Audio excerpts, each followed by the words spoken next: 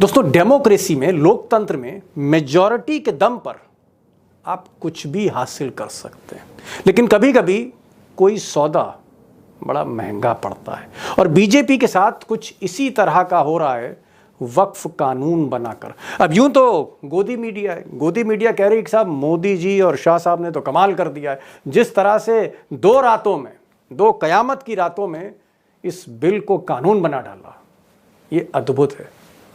लेकिन अंदर की खबर दोस्तों ये है कि ये कानून बनाकर बीजेपी के गले में हड्डी फंस गई है, और आप कह सकते हैं डबल झटका लगा है। एक झटका नहीं, बीजेपी को ये कानून बनाकर 2-2 झटके लगे। दोस्तों, वक्फ बिल बोर्ड पूरी तरह से कानून में बदल चुका है, लेकिन मोदी जी को यहां पर डबल झटका लगा है। और फिर यूं कह लीजिए कि मोदी जी के गले की वो हड्डी बन चुका है कि जिसको ना तो ये निगल सकते हैं और ना ही थूक सकते हैं। और किस तरह से मोदी जी की सहयोगियां पार्टी जो है, जो सहयोगी पार्टियां हैं, उन्होंने सीधे तौर पर मोदी जी और अमित शाह की पूरी तौर पर नींद उड़ा रखी है। तो किस तरह से यहां पर भाजपा को डबल झटका लगाए, मोदी जी को डबल झटका लगाए, वक्फ बिल लाना कितना भारी पड़ गया भारतीय जनता पार्टी को, वो इस वीडियो के अंदर आपको बताऊंगा। हमारे साथ वरिष्ठ पत्रकार मौजूद हैं, दीपक शर्मा।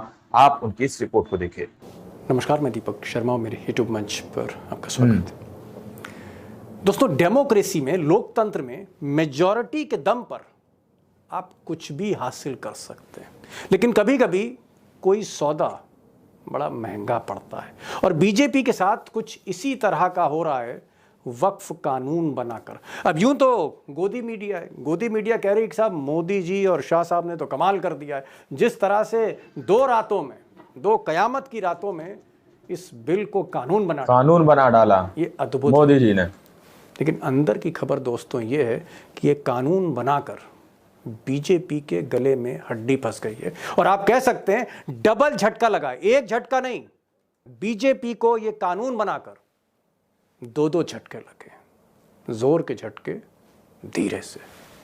अब एक्चुअली मोदी जी ने आरएसएस प्रमुख मोहन भागवत और अपने कोर हिंदू वोटर को खुश करने के लिए, रिझाने के लिए इस बिल को ना सिर्फ जल्दबाजी में पास कराया, बल्कि जबरदस्ती पास करवाया। और इस जल्दबाजी में वो बीजेपी के 2-2 नुकसान कर गए, जो आगे मैं तफसील से बताऊंगा। एक्चुअली हुआ यह था कि जब ये बिल इंट्रोड्यूस किया गया था पहली बार, तब भी एनडीए की जो सेक्युलर पार्टीज हैं, खासकर 5 पार्टियां हैं, 5 बड़े नेता हैं, वो खुलकर इसका विरोध कर रहे थे। अमित शाह के साथ मीटिंग्स भी हुई, बताया भी गया। और फिर ये बिल जब जेपीसी भेजा गया तो उसके पीछे यही कहानी थी कि नीतीश कुमार, नायडू बाबू, चिराग पासवान, जयंत चौधरी और अजीत पवार, 5 समाजवादी सेकुलर पार्टीज हैं, ये विरोध कर रही थी। लेकिन उसके बाद जब जेपीसी में गया तो जिस तरह का प्रेशर डाला अमित शाह ने कि हर कीमत पर बिल पास करना ही है, आप कह सकते हैं गन पॉइंट पर डील हुई एक तरह से। गन पॉइंट वैसे भी अगर ईडी, सीबीआई, इनकम टैक्स और दुनिया भर की एजेंसियां अगर आपके पास हैं, तो फिर नायडू और नीतीश हों या जयंत चौधरी हों या फिर अजीत पवार हों, इसमें दूध का कोई धुला तो है नहीं, सरेंडर तो करना ही पड़ेगा। तो इन पार्टियों से ज़बरदस्ती समर्थन लिया गया, और आप कह सकते हैं कि मोदी जी ने बड़ी बेरहमी से अपने 5 साथियों की राजनीतिक बलि चढ़ा दी। और आप हाल देख सकते हैं आज बिहार की सड़कों पर या महाराष्ट्र की सड़कों पर या हिंदुस्तान में कई जगह जिस तरह से नीतीश बाबू के पुतले फूके जा रहे हैं, नायडू बाबू के पुतले फूके जा रहे हैं, ऐसा कभी भी मिस्टर नायडू और नीतीश ने सोचा नहीं होगा, और ऐसी कभी तस्वीर भी नहीं देखी गई है। कहां ले जाएगी, किधर ले जाएगी और कहां छोड़ेगी। बिल्कुल। अब दोस्तों, जिस तर्ज पर और जिस स्केल पर इन नेताओं का विरोध हो रहा है, मुझे लगता है कि आने वाले बिहार चुनाव में जो इसी साल आखिर में होने हैं, उसमें नीतीश कुमार और चिराग पासवान जो बल्क में मुस्लिम वोट लेते रहे, इनको इस बार मुसलमान वोट देने नहीं वाला है। और यही हाल आगे चलकर नायडू साहब या अजीत पवार का भी हो सकता है, जयंत चौधरी का भी चुनाव 2027 में।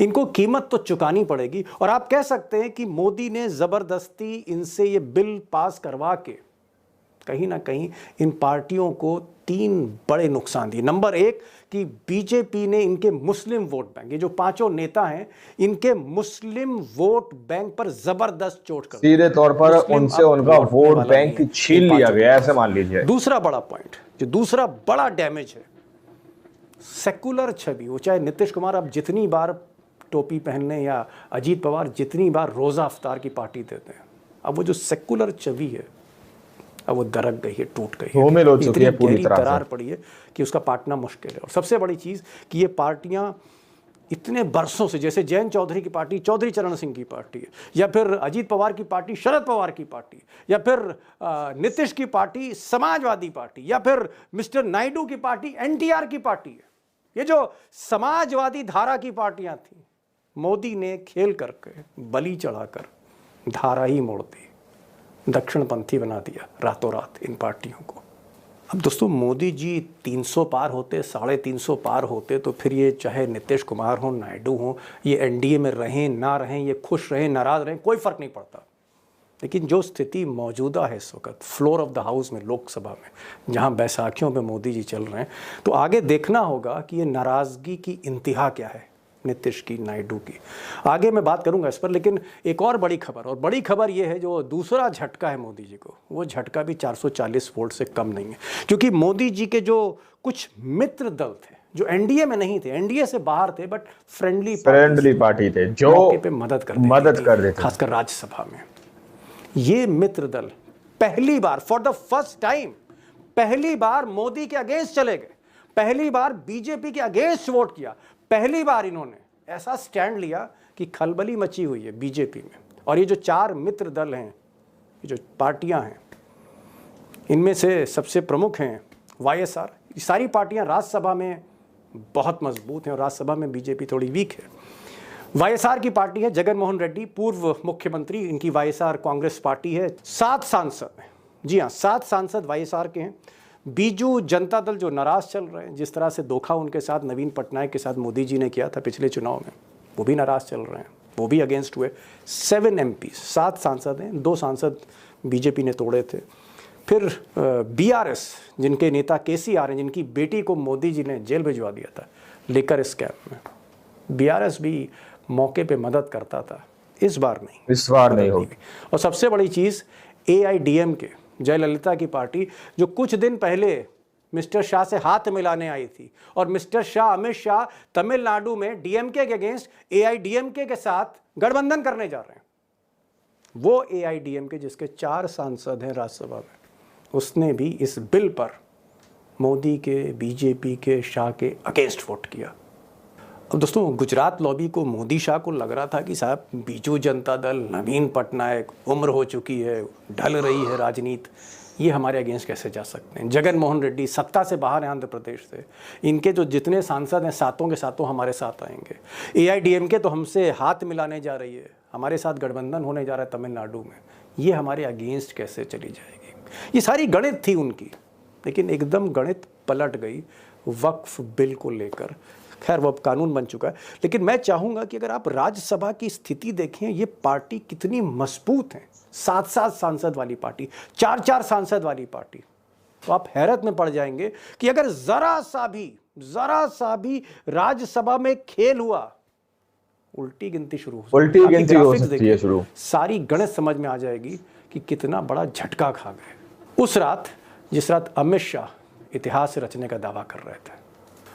अब दोस्तों जिस रात क्रूशल वोटिंग हो रही थी वक्फ बिल पर, उस रात जो इंडिया लाइन से अपोजिशन है, TMC है, कांग्रेस है, लेफ्ट पार्टीज़ हैं, उसमें समाजवादी पार्टी है और भी तमाम पार्टियां, इनकी गिनती उस दिन 80-81 थी। 80-81 सांसद की गिनती 88 होनी चाहिए थी, 88 के आसपास, लेकिन 6-7 सांसद एब्सेंट थे। तो खड़गे साहब को लग रहा था, प्रमोद तिवारी को लग रहा था, जयराम रमेश को लग रहा था कि भाई वोटिंग होगी तो 80-82 वोट ही पड़ेंगे। हालांकि सोनिया गांधी बीमारी की हालत में भी रात भर बैठी रही वोटिंग के लिए, तो इनको लग रहा था कि जब वोट पड़ेगा तो 80-81 वोट ही मिलेंगे, इतने ही सांसद हमारे साथ हैं। लेकिन जब वोटिंग हुई तो ये चौंक गए, मिस्टर खड़गे चौंक गए कि हो क्या गया है। 81-82 की जगह ये संख्या तो 95 पहुंच गई, 95। ये कौन लोग हमारे साथ आ गए, और ये संख्या तो 100 तक जा सकती थी, 100 के भी पार जा सकती थी। उधर शाह साहब के भी होश उड़ गए कि हुआ क्या, कहाँ तो हम 80-81 सोच रहे थे अपोजिशन में, अगेंस्ट जो पड़ेगा बिल में, ये संख्या तो 100 छूने लगी। दरअसल हुआ ये था कि BRS, KCR, तेलंगाना के पूर्व मुख्यमंत्री, जिनकी बेटी को, कविता को जेल में डाला था मिस्टर शाह ने रातों रात, वो अगेंस्ट हो गए इस बिल के। 4 उनके सांसद हैं। बीजू जनता दल, नवीन पटनायक भी धोखा खा चुके हैं, वो भी समझ गए थे। उनके भी सांसदों ने, जिनके 7 सांसद हैं, वो भी अगेंस्ट गए इस बिल के। सबसे बड़ी बात, जगन मोहन रेड्डी मोदी जी के शिष्य कह लीजिए, मोदी जी के मित्र कह लीजिए, हर मौके पे काम आने वाले जगन मोहन रेड्डी, पूर्व मुख्यमंत्री आंध्र प्रदेश, YSRCP पार्टी के 7 सांसद, वो भी अगेंस्ट गए। सिर्फ एक शख्स जो है वो उनके साथ नहीं गए, उनका नाम है परिमल नाथवानी। ये जो परिमल नाथवानी है, दरअसल ये मुकेश अंबानी की कंपनी रिलायंस में डायरेक्टर हैं। तो आप समझ सकते हैं जो अंबानी का आदमी है वो तो फिर अंबानी जी के साथ ही जाएगा, मोदी जी के साथ ही जाएगा। तो परिमल नाथवानी जो YSR पार्टी के हैं, उन्होंने वोट नहीं किया। AIDMK जो गठबंधन करने जा रही हैं मोदी जी के साथ तमिलनाडु में, वो भी अगेंस्ट चले गए, क्योंकि शाह साहब को शायद इस बात का इल्म नहीं था कि AIDMK भी मुस्लिम वोट लेती है। इसलिए पहली बार जब DMK ने रेजोल्यूशन लेके आए इस वक्फ बिल के खिलाफ तमिलनाडु के असेंबली में, तो AIDMK दुश्मन के साथ हो गई। तो कहीं ना कहीं AIDMK ने झटका दिया, KCR ने झटका दिया, नवीन पटनायक ने झटका दिया, जगन मोहन रेड्डी ने झटका दिया, और ये संख्या पहुंच गई 95। अब बहरहाल बिल तो पास कर लिया है, लेकिन ऐसा लोग कहते हैं कि 3:30-4 बजे जब शाह साहब घर लौटे, नींद तो आ रही थी लेकिन आई नहीं है, क्योंकि ये संकेत, ये लक्षण अच्छे नहीं थे।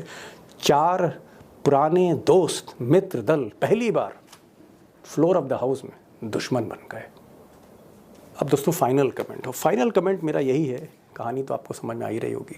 फाइनल कमेंट ये है कि मोदी जी ने RSS को खुश करने के लिए, अपने हिंदू कोर वोटर को खुश करने के लिए, उत्तर प्रदेश में सांप्रदायिक ध्रुवीकरण के लिए, बिहार और बंगाल को गर्म करने के लिए, जहाँ चुनाव होने वाले हैं आने वाले दिनों में, एक माहौल तो बनाने की कोशिश की। हो सकता है माहौल बना भी लिया हो, लेकिन NDA के जो 5 साथी हैं, इनके साथ मोदी जी ने कहीं ना कहीं खेल किया है, और ये अंदर ही अंदर से नाराज़ हैं।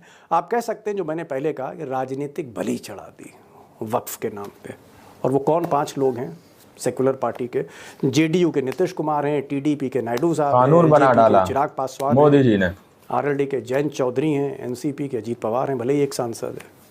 और उधर अंदर ही अंदर जो दूसरा झटका दिया, ये दूसरा झटका खुद का है, अंदर ही अंदर जो दोस्त थे, जो चुपचाप मोदी जी के साथ जाते थे, राज्यसभा में बेल आउट करते थे, मदद करते थे पार्टी की क्रूशल विधेयकों पर, बिल्स पर, वो जो 4 मित्र थे, हमेशा वक्त पर दोस्ती के इम्तिहान पे खरे उतरते थे, पहली बार वही दुश्मन बन गए। BRS के चंद्रशेखर राव, YSRCP जगन मोहन रेड्डी, पूर्व मुख्यमंत्री Andhra Pradesh, BJD Naveen Patnaik, former chief minister Orissa, और AIDMK BJP के साथ जो गठबंधन करने जा रही तमिलनाडु, चारों ने ही 440 वोट का झटका दिया। चारों ही अगेंस्ट चले गए मोदी और शाह के इस बिल पर। और दोस्तों, आखिरी बात जो मैं कहना भूल गया, और आप देखते देखते वीडियो आप भी भूल गए, सब भूल गए हम लोग, वो ये है कि हम रियलाइज़ ही नहीं करते हैं कि मोदी जी अभी भी बैसाखियों पर हैं। फैक्ट ये है, फ्लोर ऑफ द हाउस का फैक्ट ये है, जो संख्या बल है वो यही बताता है कि मोदी जी आज भी 240 पर हैं। 272 का जो बहुमत का मार्क है उससे काफ़ी कम है। और ये जो नाराज लोग हैं, अंदर ही अंदर गन पॉइंट पर, होठों से भले ही नाराज ना हो, जुबान से भले ही नाराज ना हो, क्योंकि ED CBI और इनकम टैक्स जैसी ताकत जिसके पास होती है, तो चेहरे से तो आदमी नाराज़ नहीं दिखता, दिल से होता है। और दिल की नाराज़गी किसी वक्त पर भारी पड़ सकती है।